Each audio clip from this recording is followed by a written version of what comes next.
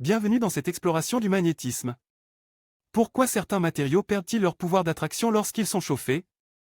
Nous allons découvrir le point critique appelé température de Curie. À température ambiante, les moments magnétiques des atomes dans un ferromagnétique sont tous alignés. Cette coopération crée un champ magnétique puissant que nous pouvons observer à l'échelle macroscopique. L'ordre règne tant que l'énergie thermique est faible. Mais que se passe-t-il si nous apportons de l'énergie au système sous forme de chaleur? La température de Curie, nos TTC, est le seuil critique. C'est le point de bascule où l'agitation thermique devient plus forte que les forces d'alignement magnétique. Au niveau atomique, l'interaction d'échange tente de maintenir les spins parallèles. La chaleur, elle, tente de les désordonner. C'est une véritable lutte énergétique. À mesure que la température augmente, les atomes vibrent plus violemment. L'alignement parfait commence à vaciller, affaiblissant le champ magnétique global du matériau. Une fois le seuil TC franchi, l'ordre disparaît instantanément.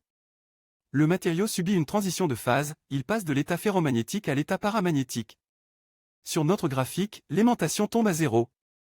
Le matériau ne peut plus rester aimanté de lui-même sans l'aide d'un champ magnétique externe. Prenons le fer pur. Sa température de Curie est de 770 degrés Celsius.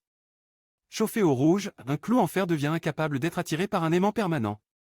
Le nickel a une température de Curie beaucoup plus basse, environ 358 degrés Celsius. Chaque matériau ferromagnétique possède sa propre signature thermique unique. Le gadolinium est fascinant, sa température de Curie est proche de la température ambiante, soit 19 degrés Celsius. Il peut changer d'état simplement en le tenant dans votre main. Comprendre TC est crucial pour l'ingénierie, notamment pour créer des disques durs ou des capteurs qui doivent rester stables malgré les variations de température. Le processus est réversible. En refroidissant le matériau en dessous de sa TC, les forces d'échange reprennent le dessus et l'ordre ferromagnétique réapparaît. La loi de Curie-Weiss décrit mathématiquement comment la sensibilité du matériau au magnétisme évolue à l'approche de cette transition critique. En résumé, la température de Curie est la frontière entre l'ordre collectif des spins et le chaos thermique individuel. Testons vos connaissances.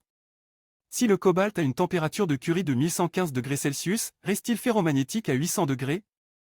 La réponse est oui. Tant que la température reste inférieure à TC, l'énergie thermique n'est pas suffisante pour briser l'alignement des spins. Vous comprenez maintenant comment la chaleur influence la matière au cœur même de ses propriétés magnétiques.